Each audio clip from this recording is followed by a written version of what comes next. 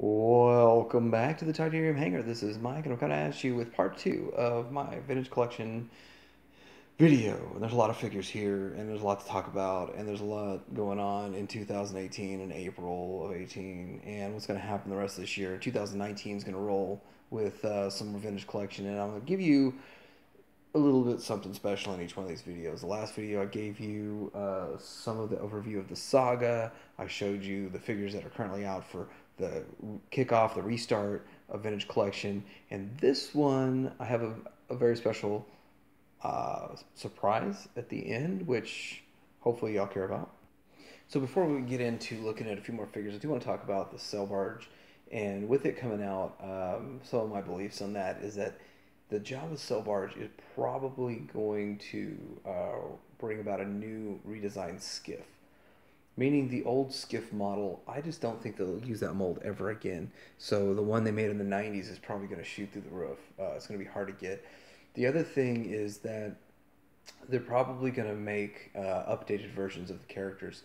Uh, I don't think they would just do repacks, in my opinion. That's my opinion.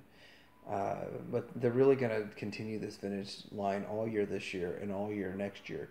And they said they're going to fix the distribution issues. The distribution issue is mostly the fact that they make too much of wave one and carry wave one over, and every other wave, for whatever reason, they do that, and it clogs up retail because nobody wants to keep rebuying the same figure over and over. So now the challenge will be wave one might be the hardest to get. It's usually the last wave, could be the first wave, who knows. If they really fixed it, then wave one will be hard to get. So we'll see. But anyway, let's get on into some figures. So we ended with VC58, and we're counting down, and 57 is Dr. Evazan. Now, I was excited about him, and then once I got him in my hands, I thought, golly, this does not look that good. And anyway, he was in the Cantina, and he was never made before, so this is the only way I know to get him. So this is the Barada. I don't know why they don't say Barada. They call it the Kithabata. So it's Barada. Come on, guys. He's VC 56, and they even show Barada. Can it focus in there? It even says Barada on the card back. So I don't care about clone troopers. I care more because my youngest son just loves them. He loves stormtroopers, clone troopers, first order stormtroopers. But I just passed on it at full retail. And I gotta say that maybe a quarter of my collection was bought at clearance. I only cared about original trilogy figures or figures that when I saw them I said, wow, that looks good. I just like that. VC54. Somehow I have them out of order because this is 55. I went to 56, 54, 55, low grade. So this one here on the Jedi card, the way it belongs. But, I really wish that they would step up and make all the Power of the Force figures, and the Power Force Ewoks and all them on the Power of the Force cards. Just like Barado. I think I have a fourth one of this guy somewhere too. Bomb Vim Din what loser. Cantina Alien. Can't believe he's not more exciting. But VC53. Okay, so Rebel Fleet Trooper was never actually made in the vintage collection. So the cool thing on these card backs is they show you the first time it ever aired. They did their research. They know what they're doing. They have, it gets me to thinking when I see stuff like this. I think, well, this was never made in the vintage line before. And how many of these people that work at Hasbro truly know anything about Kenner or care? Now, obviously, this Mark Boudreau, who's making the Java Sail Barge, knows a lot about Kenner, but other than him, I mean, is he like their go-to guy on everything? Okay, so Attack of the Clones figure that was carried forward into other waves. Barris Ophi, whatever. Now, it's funny because I kind of skipped this whole generation of collecting. I collected the 90s stuff, and after Phantom Menace, I was tired of collecting at retail, and I just concentrated on vintage and had some kids, and there was a gap in my collecting. I bought something at least once a month, but it wasn't that stuff. That's for sure. So Han and Bespin, and I really think that I like the figure, the way he looks, that he holds it in the holster. And VC50. Now I want to say Attack of the Clones figures, this Fiic search, whatever, they didn't clog the pegs up, VC49. And they didn't really clog the pegs up at retail. But they did linger. They didn't do the damage that the Phantom Menace did. I mean, the Phantom Menace did some damage that you're seeing 2 years later. Figures still on the shelves at retail. Have you ever seen figures from a Star Wars movie still on the shelves 2 years? Oh. Force Awakens, sorry. So anyway, this is Weequay. People like Weequay. He's going to be sought after for... he's not going to be. I think they should do like a Java Selvarge 6-pack or something. Just boom. Because you know, who wants to open these? I mean, everyone. These. I don't think any of these are getting open. I don't think there's like 5 in the whole world that'll get opened. But the reality of it is you put them in a 6-pack that you can just open, and who cares about the packaging, and just populate your Java Selvarge with. Okay, now I have to admit that I kind of got a little bit obsessed with this Lando figure. I loved the vintage Lando General that they made. I think I have 5 of them, and I have 2 of them with original capes. I went ahead and bought some repro capes just so that every one of them have a cape. I get them as cheap as $5. And then I repurpose all the blasters because it's the Palace Blaster. But anyway, this is the Lando. So look, here it is. This conundrum of Power of the Force. But we're going to put them on Jedi because we don't feel like putting 12 cents out for a coin. Screw you guys. That's basically what they're saying. So oddly enough, the only reason I have this figure is because I bought that thing there, whatever it is, and it's in a vintage style box. So maybe I'll do vintage style ships next. But VC46. And golly, I don't think I have even 3 figures in that packaging total. Clones, obviously a repack. Kind of looking for a sticker. Some of these I did get for $5 at Tuesday mornings and peeled the sticker off right when I got home because I was like, I don't want to damage it. And then now I'm like proud that I found it for $5, so I'm like, I didn't spend 10 on that. But VC45 and yeah, it's the Clone Wars. Well, kind of a funny topic too. KB repacked Clone Wars figures in like 8-packs, and then they put a little sticker over the UPC, and like not for resale or something like that, and put them all in one big like weird box. I don't know if you guys seen that. And then they were selling them for like $50 for 8 figures. That's a pretty good deal, I think. And then I got them for 12. I mean, KB was closing or whatever, so I bought like 5 of those. I wasn't collecting them at the time, but I said, hey, for $12, I mean, it makes them less than $2 a figure. Almost $1.50. So here we are with Luke, and he is... I mean, it looks good. This is one of the ones that I would put in place. But here's the thing. They should have put that on his head and put these where they go. This is people that work for Hasbro not thinking Kenner. This is the difference between somebody who really cares about the brand and Kenner and the history and whatever, you know. They didn't package it like this in the olden days. Now here's the comparison with Saga Collection. Let's get those both in there. Now the Saga Collection is a little bit closer, but they should have put the mask on them. And they're just a little bit different. Card back. This is actual vintage card back. This is something new. Dagobah Landing. So here's Commander Gree, and I don't have the 6-inch version. That was a Toys R Us exclusive that everybody went ape crazy over, and I just figure I'll find it when the Toys R Us is closing. Or just live without because I just don't care. I'm actually going to sift through all my 6-inch and get rid of my 6-inch, not get rid of it, like segregate, that they're not original trilogy, because that's really all I care about in the 6-inch line. Just throw the rest of my kids, let them tear them up. And here we are, Han Solo Yavin Ceremony. They made the Luke Yavin Ceremony, whatever, back in 97, I think, on a green card or maybe a red card. No, it was a green card by then. And anyway, so this would be a nice companion, but of course Han's fully articulated and Luke's not. This is VC42. And, I don't want to bash anything that's prequel or new. I mean, I like some of this stuff, but I don't like all of it. So, and I'm definitely not a basher. I mean, these people are trying to come up with something new and something different to put into the most popular, strongest brand that's ever been created. And it's going to get some backlash. And I also am going to talk a little bit about Disney here in a little bit. I don't see Disney on this. Oh, wait. This is before the bottom. Stormtroopers. First off, why are their heads already yellowing? If you can see that on the camera, I don't know if the camera quite picks it up, but the heads are yellowing. Okay, these have been on a shelf, stacked on a shelf, behind other things, with zero light penetration.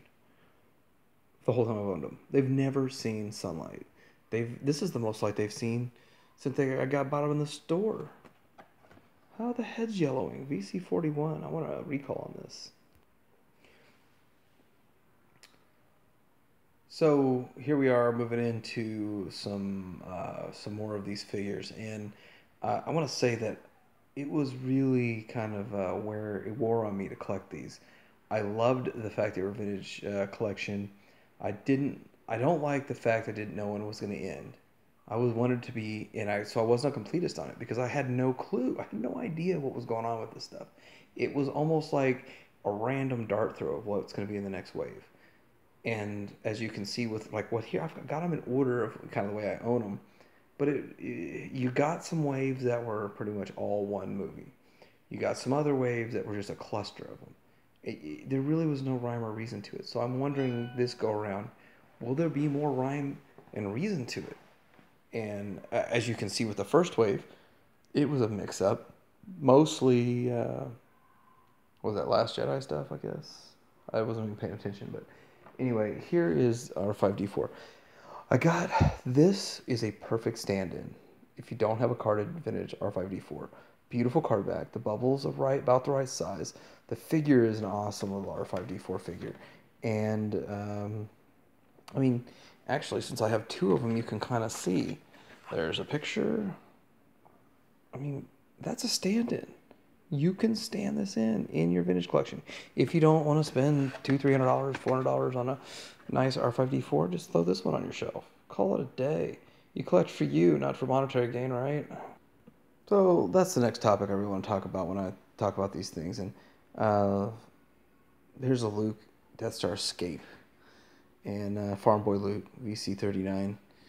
And I want to talk about the fact that are these going to be worth anything in the future? And I'm going to say yes, and here's why. You're not going to see him take off and this guy be worth $1,200 on eBay with his yellowing head. I mean, it plagues all of them. Especially because he's just a clone trooper, and no one cares about clone troopers. That's a joke, by the way. I know a lot of people love clone troopers, and I bash on them, VC38. But they're gonna, although most people are gonna keep these carded that collect these, because the card back is what sells them. They are super articulated, and that sells to some people. But the fact that I think this go around, there's gonna be a more limited run than the last go around. The last go around, these figures are fetching $30 to $100. But I don't think you're gonna see like $1,000 for one of these figures. Now, as I keep showing you the Super Battle Droid, I did not like this. But anyway, I'm gonna keep talking about the monetary fact with this collecting. And I did not like the Battle Droid, Super Battle Droid. I just thought it was slow and clunky. And we play Star Wars Battlefront 2, and man, I really appreciate the fact that I own this figure now, because I like playing that character, that Battle Droid. I kill a lot of people with it, So with this, will they be worth a lot of money? And who cares if they're worth a lot of money or not in the end if you collect it for yourself? But if you collect it for yourself and you pass on it and you want to pick it up down the road, that's when the monetary value really has a play. So I ponder kind of back and forth. Do I go fill the gaps? Maybe I'm missing 20 figures. I don't know. I haven't figured it out. Part of making this video is for myself, EC36 here, right? So I can see which ones I'm missing, which ones I have, which ones I'm missing, and I can go back and fill my gaps. But the reality of it is, do I want to? Do I want to spend that money? Do I make myself a list and say, start checking it off like I do with vintage? Chances are I'm not really going to go after all of these because part of it's the thrill of the hunt. I love finding something in the store. And the sad thing is, and this is another topic, is that finding it in the store is actually becoming more expensive than buying it online in some cases, and more frustrating. Back in the 90s when I first started collecting again, it was the thrill of the hunt. It was the finding this Jango Fett figure. In the wild, unpunched somehow. I don't know how that happened. Twice. VC 34. Now that figure was terrible. He was in a pose you could. That's the only pose you could put him in. You couldn't do anything else with him. I actually have like 6 of him that I've picked up for 10 cents at garage sales and stuff of that version. But this one here, I love this one. I don't really care so much about the poncho, but it's there. But this is an awesome, awesome version of Jango Fett. You got Padme at VC33. You have Anakin Skywalker, Hayden Christensen, and his wonderful acting skills. Go watch Awake. That's another movie he was in. It's the only thing I really know him from other than this. And he wasn't in Jumper, was he? The third, third Obi-Wan Kenobi from the prequels. Wow. Amazing. VC 31. Zam Wazell, the VC 30. Then you got Kit Fisto, which actually I thought he was kind of cool, to tell you the truth. It's kind of weird. I thought he was cool. VC 29. Wedge Antilles, and I think I have another one too because they repacked him. People went after this guy like he was something amazing. Simply because he wasn't made. They never made this guy. You know, Wedge, what happened to you? I mean, look at the picture of the first time he was released on a card back. Wasn't. Wicket. Now, the funny thing about Wicket, first of all, he would not fit for a replacement because look at all the extra junk in there. Doesn't look right for vintage style. And see, look, there was no extra junk. There was a figure and a stick. Figure and a stick. Make it right, dude. VC27. Wicket was the only carded figure I have from my childhood. I kept a Wicket on the card. But all this was ripped up because my mom yanked it when she bought it. I think that day she bought me Wicket and Gamorrean Guard. Of course, Gamorrean Guard got opened and Wicket stayed and never played with them ever. There's 2 versions of Rebel Commando, and the funny thing about this is, as you can see, they look different, right? But they're both VC26.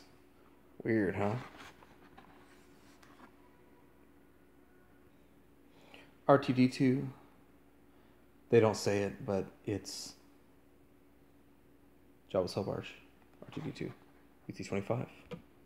Woof or Klaatu, the normal Klaatu, not the Klaatu Skiff, VC24. See, it says Klaatu. And all of a sudden he's woof.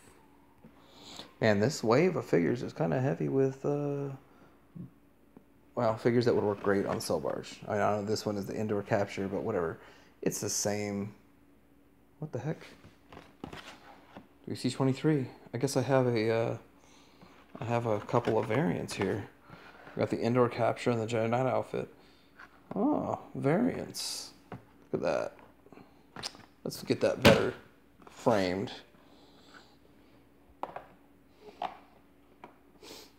Yeah, so I guess I can learn a thing or two myself. There's the Indoor Capture, and there's a Jedi Knight outfit, and they're exactly the same. Wow. I like Akbar. My brother and I always called him Boogerhead. I mean, that's just like you have Hammerhead. I mean, why wouldn't you name him that? But anyway, here's Admiral Akbar. We just recently picked up the 6-inch version in Toys R Us. This is VC22. And very disappointed that he does not have this uniform on. Gamorrean Guard. Man, as one of the cheapest vintage figures you can find, the vintage collection figure that has gotten more people to... man, this thing goes through the roof on eBay, too. Good friend Yoda. Now, this would definitely not fill any voids. I mean, I would have rather seen the Empire Strikes Back version than this one, but it's VC20. So, I pondered buying one of each when they did the foil cards. This foil is cool, but I just didn't know which route I wanted to go. So I went ahead and I got VC18. I got this guy on foil, and I got Grievous, just standard. So here is Grievous. Good old standard Grievous. And VC17. The fourth freaking Obi-Wan Kenobi on the Vintage Collection. Come on, guys. How many Obi-Wan Kenobis do we need? VC16. You see what I mean? All those Obi-Wans wearing on me. Clone Trooper. VC15. What do they make? 6 Clone Troopers? I don't know. Now this is what I'm talking about. A Sand Trooper. They never made a Sand Trooper.